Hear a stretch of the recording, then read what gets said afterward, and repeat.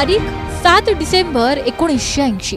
ठिकाण जळगावचं नूतन मराठा विद्यालयाचं मैदान। 4 दशकांपूर्वीची गोष्ट आहे। शेतकऱ्यांच्या प्रश्नावर आवाज उठवत तत्कालीन विरोधी पक्षनेते शरद पवारांनी टाळ मृदुंगाच्या निनादात जळगाव पासून नागपूर पर्यंत शेतकरी दिंडी काढली। तेव्हा सुरू असलेल्या हिवाळी अधिवेशनावर लाखोंचा मोर्चा नेला। शेतकऱ्यांना सोबत घेऊन सरकारला घेरण्याचं नियोजन केलं। तेव्हा शेतीमालाच्या किमतीचा प्रश्न हा देशात ऐरणीवर होता।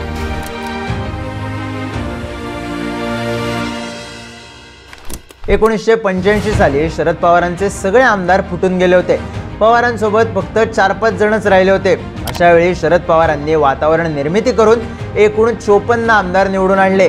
महाराष्ट्रातले कोणते जिल्हे त्यांच्या मागे राहिले होते ते पाहूया। या निवडणुकीत पवारांनी सर्वाधिक आमदार निवडून आणले होते ते नाशिक जिल्ह्यातून। नाशिक जिल्ह्यात तेव्हा विधानसभेच्या एकूण 14 जागा होत्या। त्या 14 जागांपैकी 7 जागा तेव्हा पवारांच्या एस काँग्रेसने जिंकल्या होत्या। हा बेल्ट कांदा उत्पादक शेतकऱ्यांचा होता। पवारांनी कांदा प्रश्न हेरला होता आणि शेतकरी दिंडीत मिळालेला लोकांचा प्रतिसाद जोखून इथून उमेदवार दिले होते। त्यानंतरचा जिल्हा होता जळगाव। इथूनच पवारांनी शेतकरी दिंडी सुरू केली होती। या जिल्ह्यानं पवारांना 5 आमदार निवडून दिले होते। अहिल्यानगर अर्थात तेव्हाच्या अहमदनगर जिल्ह्यातून पवारांनी नगर दक्षिण आणि श्रीरामपूर अशा 2 जागा निवडून आणल्या होत्या।